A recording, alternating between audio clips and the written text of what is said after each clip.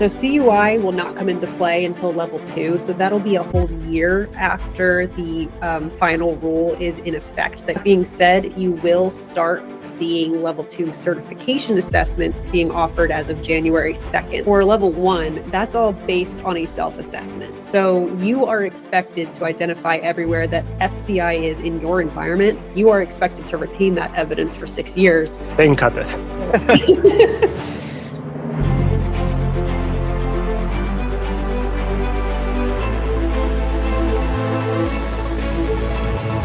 Hello, everyone, and welcome to another great episode of Hive Live. I'm Andrew Bradley, and I'm glad you've joined us today for our dialogue about federal contract information and controlled unclassified information.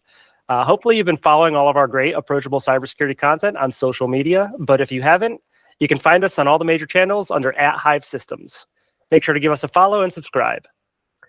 Joining me today is my colleague, Katie Dodson, who is our Lead CMMC Certified Assessor. And together we have a combined 23 years of experience working with federal and defense clients. So you know what? I think we should just kind of get right into it. CMMC officially goes into effect on Monday, right, Katie? That's correct. It was actually this past Monday, December 16th, that is officially in effect. So at this time, it is voluntary. So it will not be mandatory in showing up in your DoD contracts until the second part of the rulemaking process is complete. So that's 48 CFR Part 204.75, I think it is. And that is still in the rulemaking process. It's expected to kind of wrap up in early 2025. And then after that, it'll take 60 days to go into effect. So you have a little bit of wiggle room there once you know that that is being published to make sure that you are getting compliant. But at that point, you will see level 1 requirements in your DoD contracts once that is fully in effect. So I think we can expect that in early to mid 2025 for you to start requiring level 1. Yeah, and if you're not familiar with CMMC, you can absolutely see some of the blog posts that Katie has put together on our ACT blog on our website. So feel free to shoot over there and grab some of that information if you need it. But as far as the level 1 assessment is concerned, that'll be required. You mentioned something hopefully early in 2025, but as we know, the government moves at its own pace with some of these things. That's basically just concerned with FCI, right? So the scope of a level 1 assessment, we're talking about FCI and the 15 basic security controls from, I think, FAR 52 20421. And it's correct to say that must only be applied to any asset that processes and transmits or stores FCI, right? Not CUI. That's right. So CUI will not come into play until level 2. So that'll be a whole year after the final rule is in effect that we'll start seeing level 2 start showing up in contracts. Yeah. That being said, you will start seeing level 2 certification assessments being offered as of January 2nd. So if you are positioned and ready for a CMMC level 2 assessment, you can go ahead and get started, even though it's not going to be in DoD contracts yet. But for level 1, that's all based on a self-assessment. So you are expected to identify everywhere that FCI is in your environment. And if it's an asset, including a person or an endpoint or a system or anything else in your environment that touches FCI at all, it needs to have those basic 15 security requirements in it. You have to have done a self-assessment where you pull evidence to prove that you've implemented all of those controls, and you are expected to retain that evidence for 6 years. And then you have to upload the results into the Supplier Performance Risk System, or SPRS. So you are at that point saying, yes, we have implemented all of the requirements. We are saying that we have met all of the controls. A senior level person is also validating that they are in effect. Because if you are caught in a lie, putting that into SPRS, you are going to be in trouble through the False Claims Act. So it's really important at that point to make sure you are doing your due diligence and it's not just a throw in a 15 and call it a day exercise. You are going to be expected to actually implement those controls at level 1. Yeah, so not like a SIG-like questionnaire or anything like that. There's some teeth behind this, especially since the False Claims Act has come into play here. We've seen that a little bit with FedRAMP as well. False Claim Act litigation and adjudication have been kind of on the rise, especially following breaches. So something to keep an eye out for and make sure that people are taking into account when they do their due diligence and their risk-based analysis of the CMMC program and how they want to approach it.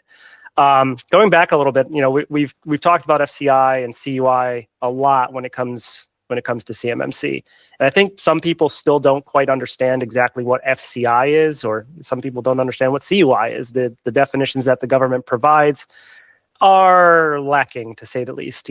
They're fairly generic, fairly high level, and that's by design. That's to cover the government's butt a little bit. This way here, that the agencies that are procuring the services, they can kind of dictate a little bit more and use their own discretion on what they want secured at certain levels.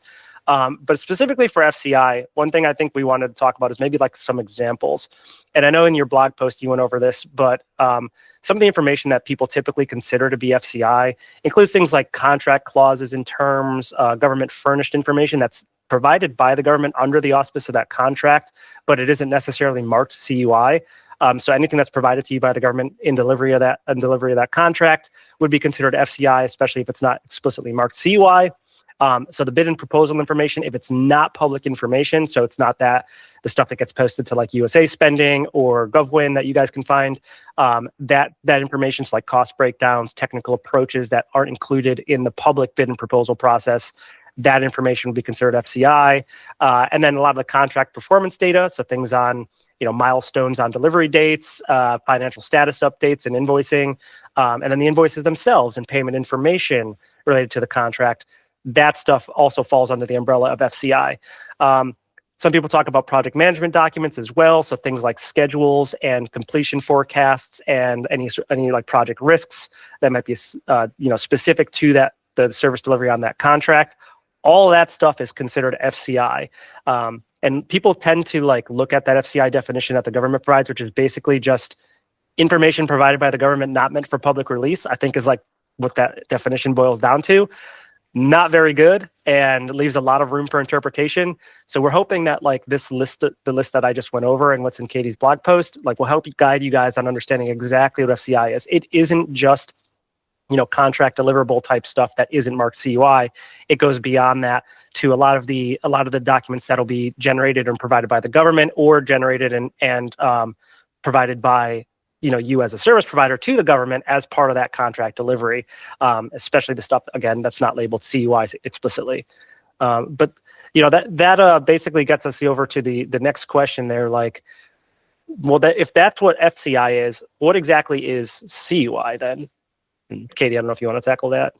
Well, before I kind of start tackling the CUI point, I want to elaborate a little bit further on the FCI content that Andrew was just sharing. So we have a lot of examples there, but I think the things that are key to remember are the gate for whether or not it's FCI is whether it is being developed under a contract. If it's not related to a contract, it's not FCI. So that's kind of the first place to look when you're trying to determine what is FCI in your environment, is going and looking at your government contracts and saying, okay, this came from the government. What projects do we have? What teams do we have that are related to this contract? And what are they creating? And everything that they are creating related to that contract is FCI. A lot of people do fall into that trap of thinking FCI is just contract information, which it would be great if that was the case, because then ultimately email and your sales team are all that come into scope.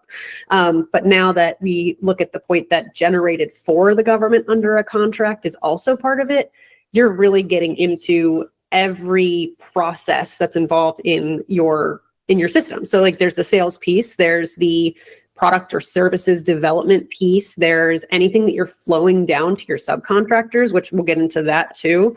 All of that comes down to being FCI. So everything in that environment ends up being in scope. And so at that point, for a lot of companies, you end up bringing your entire corporate network into scope because FCI is kind of everywhere. If you have completely separate logical or physical environments for your government, your government work and your commercial work, then you might be able to scope out your commercial side. But if they're intertwined at all, you ultimately end up bringing everything into scope. But then getting into the CUI side of things, what's nice about CUI is it's always clearly marked as CUI. So if you're getting it from the government and it's marked as CUI, it's CUI. Mhm. Unfortunately, there's also a lot of cases where FCI is marked as CUI. Andrew, do you want to elaborate a little on what the expectations are in that situation? Yeah. So as as someone who's getting information from the government, even if it's not under like the auspice of a DoD contract and any sort of actual federal contract, if you're getting marked information from the government, you have an obligation to determine whether that marking is correct. If you believe that it's incorrect, you're supposed to reach back out to the originating source. So whoever you receive that information from, hopefully they're the people that originated it, and get a clarification or request an update to the marking. So if you get information that is like very clearly doesn't meet the requirements to label it CUI, if you go to like the NARA CUI registry or the DoD CUI registry, and it's not related to one of those topic areas that are discussed there, you can question whether the marking is accurate or not. And that is what you're expected to do if you believe something is mismarked. If you get something that is actually not marked CUI, that is supposed to be marked CUI, you are technically supposed to reach back out to that originating source, have it remarked or corrected, the marking corrected, have them give it back to you. You're supposed to destroy any copies of the stuff that's not correctly marked. And then once you get the new stuff back, then you have to protect it like any other piece of CUI information that you receive inside your CMMC scope and inside the boundary, basically. Same thing with FCI. If it's mismarked or as CUI, get a clarification that they'll give you corrected marking or corrected information. Get rid of the other stuff, because if it's marked CUI, it comes into the scope of your CMMC level 2 boundary, and you can't store it in. Let's say you had a level 1 specific enclave, or in a corporate system that's only assessed at a level 1, you wouldn't be able to store it there if it is marked CUI, even though it's mismarked. So you want to make sure that the markings get corrected. So if there's any suspicion that a piece of information you're receiving from the government is mismarked, you should reach back out to whoever provided you that information, and they should get it corrected and sent back to you. And then you destroy anything that was mismarked to begin with. So assuming that you are working with CUI, what's the difference between the environment and expectations from level 1 to level 2? Yeah, so from level 1 to level 2, we're talking about a move from the 15 security controls that are associated with level 1 to 110 security controls that are associated with level 2. So the scope of your security environment increases. Some of the technical responsibility and configuration requirements are more rigorous under level 2, and basically like the scope of systems that come into play when we talk about exactly everywhere CUI is being stored and processed, that could potentially expand. It also, it's different than the level 1 scope from an assessment requirements perspective. You don't necessarily have to do a certified third-party assessment organization assessment if you are granted the ability to do a self-assessment, but that is on a case-by-case basis. So you are pretty much obligated to do that level 2 C3PAO assessment on an annual basis. So sorry, I said that. It's actually on a triannual basis. Not quite as painful as exactly. Not. I get my FedRAMP leaks in every now and then. It's on a every 3-year basis for the actual C3PO assessment, and in between you have to do your own annual self-assessment. And the DoD contract solicitation is going to be what specifies whether you can do a self-assessment or a third-party assessment. So you will have a little bit of time if, for example, if you did a self-assessment and you're good to go and you have your level 2, but then you want to bid on a contract that requires a third-party assessment, you will have time before contract award to try to squeeze that in. And because you've already done the self-assessment, you should be in a pretty good spot. It's just a matter of making sure the C3PAOs have the availability to do your assessment. So if you anticipate that you are probably going to need a third-party assessment, I'd go ahead and start getting scheduled now, because many of those C3PAOs are already booking out through June. So it's just something to keep in mind if you expect that you will be working with CUI and think that you're going to require that higher level of scrutiny, that third-party assessment. Yep.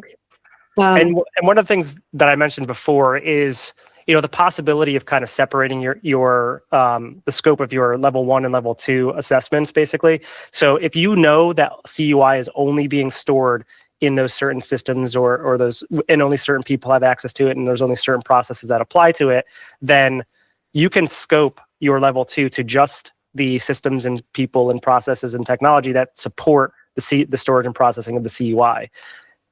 Conversely, for FCI, if you are very, very confident that the FCI is securely segmented away from the CUI, and it's in specific corporate systems or on your corporate network, that can be scoped to just the level 1. So you can kind of do the separation and split your scoping and the assessment responsibility there. It becomes challenging, though, and I've seen a lot of places where they don't fully understand exactly where the boundaries or the segmentation begins and ends with the data itself, and they're worried about like cross-contamination, basically. So they end up just getting the entire environment, assessed at level 2, and they call it a day because the level 2 environment can technically store the FCI as well. Yeah, absolutely. And again, if you have both FCI and CUI, it's important to know that right now there's going to be a whole year where level 1 is required. So you're going to have a level 1 assessment once that proposed rule is in effect. But after that, once you start seeing level 2, if your FCI is entirely within the same scope as your CUI environment, you can just do a level 2 assessment. You don't have to then go and do a level 1 assessment every year on top of that. You only have to do that if your FCI is outside of the scope of your CMMC level 2 assessment. So let's just say you have an environment where the entire environment is part of your CMMC level 2 scope. So you've basically scoped in the entire company, the entire corporate network. Everything is in scope. And so all of the FCI is self-contained within the same scope as the CUI. Then you only have to do the level 2 assessment every 3 years. But again, for all of next year, you still need to have the level 1. So it's important to be looking at that now because you will have to have something in SPRS to be eligible for contract awards once those are in effect. Yeah, can you talk about the annual assessment process there, the self-assessment that's required? Is it and this is something that you could actually educate me on for level 1.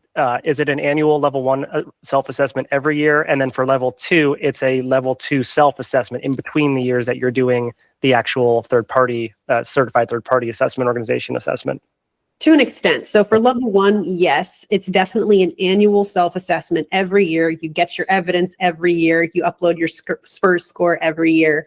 But there's another piece to it where you have an affirming official who is going to be a senior level person at the company who is getting tied to the fact that you have assessed. So it's usually somebody who's like a CISO or higher, somebody who really has the authority to ensure that the security is in place. And they have to affirm the accuracy of the results every year as well. So for level 1, that's going to be done simultaneously. The assessment's going to be done every year. The affirming official can say, yes, an assessment was done. I think it's right. We're good to go. At level 2, the assessment's every 3 years, but the affirming official still has to affirm every year. So you're not necessarily performing a full self-assessment every year. There's going to be some continuous monitoring activities that are part of level 2. So as long as you are following your processes, not making massive changes to your environment, and you are doing those continuous monitoring processes to the point where you have confidence that your controls are still effective, your affirming official can then have the confidence to go and say every year that, yes, it is still accurate. Gotcha. If something does change, it's worth doing a self-assessment again. Like if you change providers or cloud service providers or any sort of other massive change like that, where you're implementing new tools for security or getting new external service providers or anything like that, it's worth going through at least a self-assessment exercise again to make sure that everything is lined up before you get into your C3PAO assessment every 3 years. Gotcha. And that actually would suffice to meet actually one of the control requirements in level 2 for those continuous assessments that are being performed, continual risk assessments, basically. Yeah. Good to know. That's educational for me as I work my way through the CCP and CCA certifications here. So I appreciate that. Noted. Yeah. And that is actually something that the final rule changed. So they did make that a little easier. Previously, you were going to be expected to do self-assessments at level 2 every year.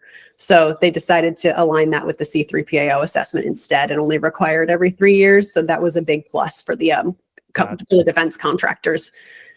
So one thing that we haven't talked about yet is the flowdown requirements. So whether you are level 2 or level 1, what is a company's obligation when flowing down to their subcontractors? Yeah, so I mean, when we talk about flowdown, and it's basically, depends on two things. One, if you are flowing down to what we'd consider an external service provider, basically you'd have to flow down the requirements at the same level if they're storing and processing CUI. So if you're level 2 and the external service provider is storing or processing CUI on your behalf in support of the contract, you would have to flow down the level 2 requirements to them in contracting. So that's something that you have to be aware of when you are contracting new external service providers, or with ones that you have existing today that you want to include in the scope of your CMMC level 2 assessment, would be to make sure that you are communicating those requirements down to them and then verifying and validating that they are going out and getting that's level 2 certification. So that's one of the things you have to be concerned with from an external service provider perspective. And it does not come into play for level 1. I don't, and you can correct me if I'm wrong there. I don't believe for level 1 for FCI, the external service providers come into play from a self-assessment perspective, but you should still flow down the security requirements to any external service providers that may be storing or processing federal contract information on your behalf. Let's say you guys are using like Salesforce, for example, to store all of some of your contract information. If there's like customizations or specification information in there related to the contract that isn't CUI, you should flow down at least the level 1 15 security control practices to the contractors. But there is no specific assessment that they have to go through to do that. You would only be self-assessing against level 1 yourself. The other scenario here is the security protection assets. So this is where like security protection data, audit logs, secure configuration information, vulnerability information might be passed to a third party that's performing these controls on your behalf.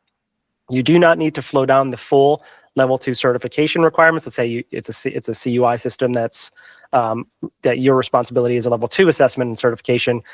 You do not need to flow that down to your security protection assets and providers. What needs to flow down is the requirements from level 2 that are specifically applicable to services that they are providing. So if it's, let's say, a SEM, for example, like Splunk or Sumo Logic or something like that, the controls that they provide you to meet your CMMC level 2 obligations, you would have to flow down the requirements from CMMC for those controls to that provider. So in the SEMS case, AU, IR, a couple of other controls from other families from 110 would flow down to them, and they would be responsible for implementing those based on your contractual flow down requirements to them. But they would not need a level 2 certification themselves. So it's a little bit of a nuance between like security protection assets and other external service providers that are actually getting like CUI to store and process. So that's a little bit of nuance there, and what's been confusing so far for a lot of people is like, what do I have to do for my security protection assets? And it's really just the controls that they are providing you to meet your CMMC level 2 obligations that you have to worry about from them. And that's a little bit different from other frameworks. And like FedRAMP, for example, when you have what would be considered a security protection asset, they also have to be authorized at the same FedRAMP, the FedRAMP authorization level as your system in totality. So it's not just about the controls they're providing, it's their entire security control environment, and they have to be a FedRAMP authorized service provider. But for CMMC, it's only concerned with the controls that they are providing you to meet your CMMC level 2 obligations. Yeah, so just to clarify that point, because this is another thing that changed with the final rule, external service providers do not need to be certified to the same level as you. That's so right. Yeah. That is something that changed.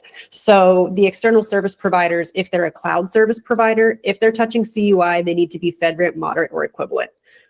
If they are FedRAMP equivalent, the onus is on you to make sure that their evidence proves that they are FedRAMP moderate. Equivalent. So it's really putting a lot more pressure on the companies to vet all of their external service providers, their cloud service providers, their subcontractors, and anything else that's touching their CMMC environments to make sure that those companies are being as compliant as they need to be to actually be in that environment. So again, looking at level 2, your cloud service providers need FedRAMP moderate or equivalent. Your external service providers, they are going to be part of your assessment scope. So similar to what we talked about with the security protection assets, if they're providing if they're touching the CUI or providing a function to your environment, they do have to be compliant with whatever controls they are providing as well. And then with your subcontractors, so flowing down to your subs, let's say that you have CUI and are performing a DoD contract, and you have subcontractors that are providing pieces of whatever you are building for the government. It's up to you to determine how much information does need to be flowed down to them, if they absolutely need CUI, then you are going to have to require that the subcontractor is assessed to the same level as you. So if the DoD says you need to be level 2 third party assessed, now your subcontractor has to be as well. Now, if your subcontractor can perform the work without CUI and only needs FCI, then you can only flow down the FCI to them and require that they show you some sort of proof that they're compliant with those 15 basic controls. And that can be, again, just kind of validating, asking them to prove that their SPURS score is up to date, that they have a level 1 assessment within the last year that's uploaded into there. So rather than just blanket flowing down everything that you've got, there's really more scrutiny on saying, do I really need to provide this to my subcontractor, or can I get away without doing that? So you want to try to flow down as little as possible now in order to continue to work with some of your subcontractors. And then you also do need to validate before entering into a contract with them that they are as compliant as they need to be with CMMC.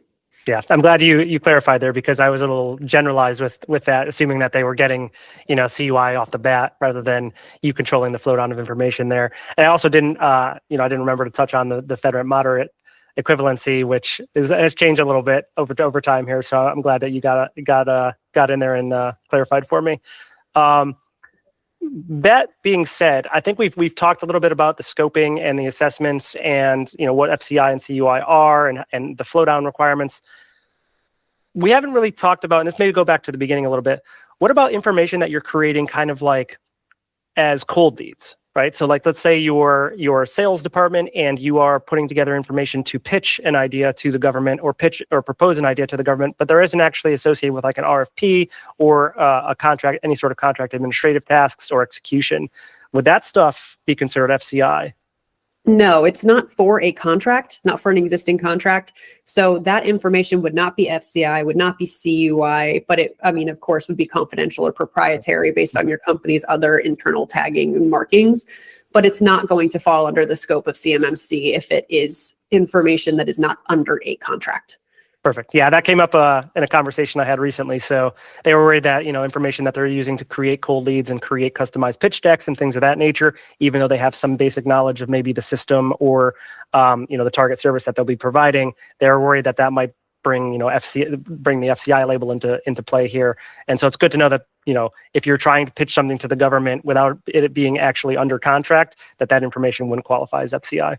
Yeah. Of course, if you're doing something like bringing government specs into your pitch deck for some reason, then you're going to have to transfer over the classification labels and things like that from whatever the originating source is. But I don't really foresee that. Yeah, that's a good point, because a lot of people that are pitching work already have work. So if they're taking, knowledge that they've gained from another contract that is FCI and using it in another pitch deck for another service or another product, then you would basically carry that FCI label over to it because you've now used FCI in the creation of that presentation. So that's great. Yeah. Absolutely. Perfect. I didn't have any other questions, and I think we've pretty much covered all of the FCI, CUI topics here today that we wanted to touch on. But obviously, like anybody out there who's working in the defense industrial base and has to deal with these requirements, we know that they're confusing. And we've been working hard with some of our clients today to navigate some of the changing landscape of CMMC over time here. And we'd be happy to help you guys as well. So if you have any questions around the nature of FCI, the nature of CUI, and the implementation of a CMMC program, feel free to reach out to Katie or myself. info@hivesystems.com is always available, and you can also reach us through our website, hivesystems.com. Thank you guys very much for joining us today, and we look forward to talking to you guys again in the future. Thank you.